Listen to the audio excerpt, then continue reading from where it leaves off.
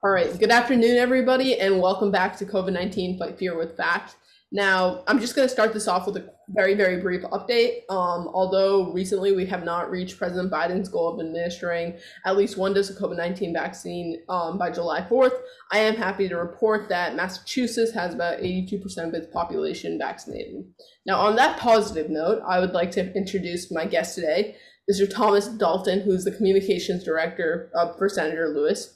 Now, Tom, I'd first like to say thank you so much for getting on this call with me and taking time out of your busy schedule to have a chat with me. I guess I'll just get right into this. So, would you please introduce yourself and describe what your role is for Senator Lewis, how it might have been affected by the pandemic, and things along that line? Yeah, sure. So thank you so much for having me. I'm really excited to join you and have this conversation. But like you said, my name is Thomas Dalton. I'm the communications director for Massachusetts State Senator Jason Lewis.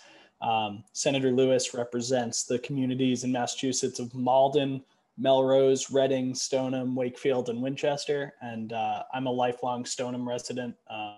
So I'm also a constituent of Senator Lewis, in addition to being a member of his staff. My job basically as his communications director covers a couple portfolios. I'm first and foremost in charge of any media and press relations for our office. So, there's a fairly robust statewide press corps that covers state politics and the state house. And I'm in charge of communicating both with them and with members of local publications like our local newspapers. So that's sharing news out from our office, but also accepting inquiries from members of the press and setting up interviews with Senator Lewis or anything like that. In addition to my kind of media relations, public relations role, I run our office's social media presence. I assist the senator with talking points or remarks for events. Definitely do a lot of event planning in addition. When our office is hosting public facing events, I'm very involved in that. And then just broadly speaking, we're a small team in Senator Lewis's office. There are 5 members of full-time staff. And so we all work a little bit on the policy portfolio for the senator and all of that legislative work that goes on. So our policy portfolio right now is very heavily focused on income inequality and economic justice, which is a longtime issue for Senator Lewis. Education, Senator Lewis serves as the Senate chairman of the Education Committee in the Massachusetts legislature, and a number of other issues. But education is of particular interest to me. I'm a former school committee member in my town in Stoneham, and education policy is one of my kind of pet areas, policy areas. So that's a very brief summary of what I do. I could talk all day about all the different responsibilities and different areas of my work, but that would be an overview. All right, thank you so much. Because obviously in this new social media world and everything has gone virtual for a while now, are you able to communicate as well with your constituents, or has that kind of taken a hit? That's an insightful question, because I think there's good news and bad news on that front. It's true that since the real onset of the pandemic in the United States in March of 2020, we've moved our work in a digital direction that I think we were already heading. But obviously with everybody remaining in their homes, not attending public events, our online presence was more important than ever. And so it's really led us to a place where we do a lot more video live streaming. We do a lot more video content in general, because that's more engaging for our constituents who are online looking for news about what the senator is up to. But there are challenges too with getting in touch with our constituents and speaking to members of the public in the communities that Senator Lewis represents and around the Commonwealth. And part of that's because I think there's a level of fatigue with the news and with political news in general after a really tumultuous number of years in American politics. I think a lot of people are in a position where they want to tune things out. And so it's hard because in normal times, Senator Lewis would be attending a lot of in-person events in the communities, dropping into senior centers and libraries for events or for open office hours where residents can just come and speak with them. And so we've had to adapt a lot. And, you know, we've been doing virtual office hours. We're looking forward to a resumption of in-person office hours in the fall, but we're going to retain our virtual option too, because we have heard from some people that being able to hop on a Zoom call is much more convenient than needing to make time in the middle of the day to attend an event or attend office hours. So there have been pros and cons, but I think largely it's been a real opportunity for us to work a lot harder to find out where our constituents are and make sure that we're in touch with them. That's good. Yeah, there are, of course, benefits with this new virtual world. It's important that we actually see them, because looking on the bright side is important in these sort of situations too. But with this virtual thing, have you ever experienced like any difficulties, especially being the social media, handling social media and being the communications director? You're probably on it more than anyone else. So in the sense that like being online, it's very easy to misinterpret someone because we just don't have that human factor that we usually do. Have there been any instances of that, and how have you sort of tried to handle it? Yeah, you know, I would say there definitely have been. Whenever you're on social media, there are moments when, you know, somebody who maybe doesn't have the context for an issue, or somebody who just kind of has a gut reaction and isn't necessarily approaching a disagreement in a civil way. And so, you know, those are challenging moments.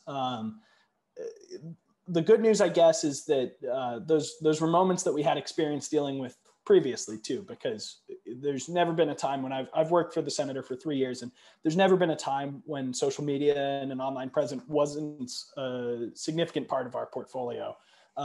And so we do have, you know, we are pretty accustomed to trying to, you know, de-escalate the social media quarrels, and, you know, just try to be patient and clear when we're explaining Senator Lewis's position on a controversial issue or things like that.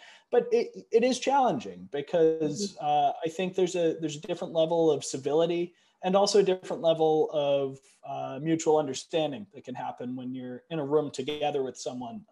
At the very least, I think people tend to be a little more polite when they're in a room together. Right. But, you know, for the most part, our approach is always, whenever there's an answer to be given to a constituent, right, or an explanation that we can give, we always offer it. And we try to offer it with sobriety and patience and clarity. And we hope that even when there are disagreements, and there will always be disagreements, you know, one of the interesting things about Senator Lewis's district is that Senator Lewis is a progressive Democrat, but the political spectrum is broad in our community, in our district.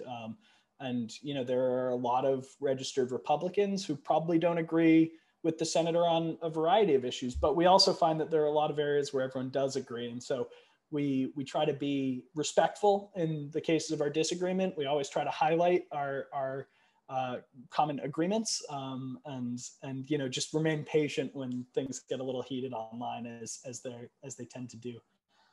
Right. Now, luckily, it's nice, and I feel really, really happy to say that things are slowly getting better, slowly but surely. Now, what are some different aspects of your job that you might be re-entering and sort of, I don't know, maybe that you're excited for, whatever it may be? What are some things that are opportunities that are going to come up now that you are able to, now that we don't have so many restrictions? Yeah, you know, that's another great question, because the State House has been closed to the public since March of 2020. And I've been into the State House personally about half a dozen times since then. The State House is a really remarkable place to work. It's kind of equal parts museum and corporation. You know, there's these elements of incredible history, of incredible kind of, you know, civic gravitas, right? It feels cool to go to work there every day, and feels important. And then at the same time, there's just a lot of, it's a very collegial atmosphere for for State House staffers and even for members, because there's only 200 members of the legislature. And so Right. you really do get to know all of the other people. And there's a great culture of collaboration and, dropping in on someone's office when you need to speak with them about something. That's been hard to lose. Right. I don't miss my commute on the MBTA each day, which could take 3 or 4 hours in total. Yeah. I've had more time to exercise and cook interesting meals and that kind of thing. But I'm really excited to move a little bit off of the Zoom calls with our team and with the State House more broadly, because there's a lot of great things that happen in person, a lot of great collaboration and interesting conversations. So that's what I'm really looking forward to getting back to, although there have been incredible benefits to the remote working. And I suspect that we'll continue to work on some sort of a hybrid model in the future so that there is a little more flexibility than perhaps the Monday through Friday 9 to 5 work week. Right. I must admit, the convenience that we've gotten through remote working is great. Like whether it's my mom being able to work from home and being able to, because we all know previous to these sort of improvements in remote thing, when someone would work at home, you would never be as productive as you would be working in person. But now there are opportunities, maybe not as productive, but you're really, really close, which is great. Yeah, I agree. Now, one thing that is interesting is that for me, at least personally, the pandemic certainly hit me where it was just so much harder to get the same amount of work done from previous years. So how has like the productivity of your branch of government and just, I guess, what you've seen in government been impacted at all? Because I know it's really hard to talk about too, because it's such a fundamental thing, but it has to happen, right? Everyone's unfortunately influenced by this. Yeah, it's a good question. I mean, especially in the darkest days of the pandemic, right? It was, right. I think everybody had a lot of mental, emotional fatigue. It was a scary time. It was a difficult time. And so, it wasn't easy necessarily to go to work every day. On the flip side though, the legislature never stopped working. Hasn't stopped working in the last year and a half. And in many ways, it felt like our work was more important than ever, because we were dealing with a lot of direct pandemic response, and not only in legislation, but a big part of what a legislative office does is constituent services. It's helping people when they have challenges with the state agency. And the number of unemployment claims that needed to be processed, the number of new applications for Mass Health, our state's Medicaid program, health insurance. We were very actively engaged in helping people with the things they needed day to day to be able to keep putting food on the table for their family. And so it's been a very challenging year and a half.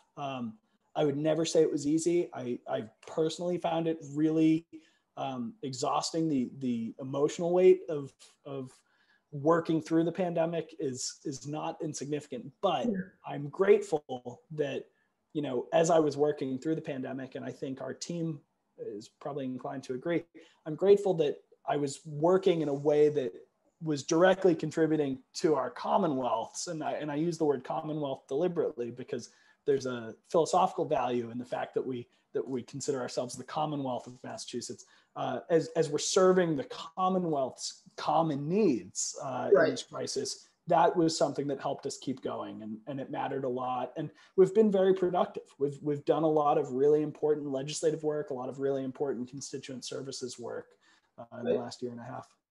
And it's amazing how like the government has to keep going through all of this, because the job doesn't get any easier. In fact, it gets harder. Yeah. So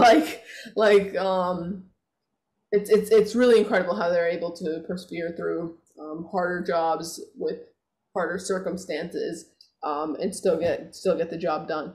And now one thing that's always kind of what I've realized through the pandemic is how much bigger of a role things like social media and stuff like that play, because everything's online, everyone's looking at their screens, whether we like it or not.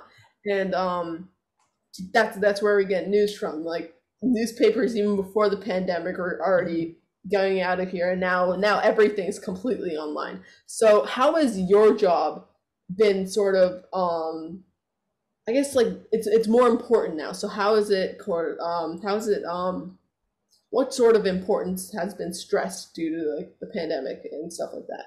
Yeah, so it's interesting. We pay more attention than ever to the level of engagement on each and every social media post, because if we're sharing content, it's because we think it's important to the public, and we want to make sure that people are actually seeing it. So Right.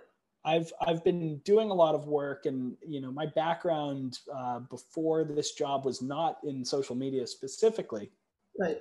or in marketing. So I've learned a lot about how to make sure that we're sharing content that is actually going to get in front of eyeballs, and reach our constituents. So I agree with you that it's more important than ever, because you can't necessarily run into someone at the local town day and talk to them about the bill Right. that's going to have a bearing on their life. And so you need to make sure that they either see a press release or a tweet or a Facebook post. And yeah, it's mattered a lot. I don't think we've done it perfectly. I think we've still got a lot to learn. Certainly we don't have the resources that maybe a corporation has when it comes to, social media advertising and things like that. But I think in general, we do a pretty good job. And I think that's thanks in large part to the fact that Senator Lewis's policy priorities are priorities that have a direct bearing on folks' lives. I mean, we were working very hard for a lot of the last year on making sure that that there was emergency paid sick time available to every employee in the Commonwealth, because when you're in the middle of a pandemic, you need to make sure that somebody can take their time off work and not get fired if they're Yep. sick. And so, issues like that had a very direct bearing on the lives of residents. And I think that made it a lot easier to get people to pay attention, because they wanted to know what the outcome was, because it mattered to them. So there's been a lot of very instructive lessons. We're still learning new lessons, but I think we're getting better and better at that virtual engagement. And that also goes for events. We've had a lot of virtual town halls, virtual panel discussions that have been really well attended, really exciting. So we're just going to keep taking those lessons and running with them. We're not going to stop having, virtual or at least hybrid events like that, because we Right. know that it's a new avenue for people to engage. Right. Right. And I mean, like, yeah, practice makes perfect, right? The more Right. you use it, the more you're able to understand and make the most out of it. So I guess finally, do you want to mention any like sort of parting thoughts or takeaways that you have for the last year or going into the upcoming year? Yeah. It's a great question, because I think one of the silver linings of this whole crisis has been that it's given a lot of us space to think about what's important and how are we trying to reach the things that are important to us. I think the big lesson for certainly those who are elected officials or who work in the offices of elected officials is that one of the most important things we can do is being available and accountable to the people that we represent. And I'm Senator Lewis's constituent. In addition to being his employee, I was his constituent before I was his employee, and I always felt pretty good about my level of access. But one of the things that the pandemic has taught us is that there are so many people who don't have the tools, don't have the knowledge, don't have the time to be engaged in the kind of self-advocacy that's an important part of our representative democracy. And so I think the big lesson our team has learned, and certainly something that Senator Lewis has stressed to us, is we've got to find the people who we haven't been talking to, and we've got to make sure that we're talking to them. And that's, the multilingual population in our communities who maybe don't speak English as a first language. That's the disability community who didn't feel like they could attend events in public because it was challenging because of their medical needs or their disability needs. That's young people who haven't historically been a significant voting bloc, and so they tend to get pretty ignored in local politics. So there's a Right. lot of different groups of people that we want to really engage anew with, and really invite them into the work that we've been doing for years, and make sure that we're hearing everyone and not just the loudest voices. So I think that would be the big lesson of the pandemic for us, and certainly that really is a great lesson, and it's a great message too. Well, yeah, really well put. But thank you so much, Mr. Dalton, for shedding light on how things operate in your office. Well, I guess while the pandemic has changed our lives, it's made us question our fundamentals and like what we consider basically normal. Yeah. I do have to admit that there are certain things that have not made it entirely bad, and it has taught us so many lessons that has helped us grow as individuals. So and also, I guess it also just helped put things in like perspective for us and make us appreciate things more than ever. So it's nice to do these interviews because it's nice to help find how people are looking at the bright side of this, because everyone has a different way of doing it. And it's really great to hear it, because then it gives you an idea of how to look on the bright side. And that's something we need more than ever. So I'm sure being the communications director, this entire thing probably struck a chord more than in more than one way. But again, thank you so much, and really have a great afternoon. Yeah, it's my pleasure. Thank you so much. Thank you.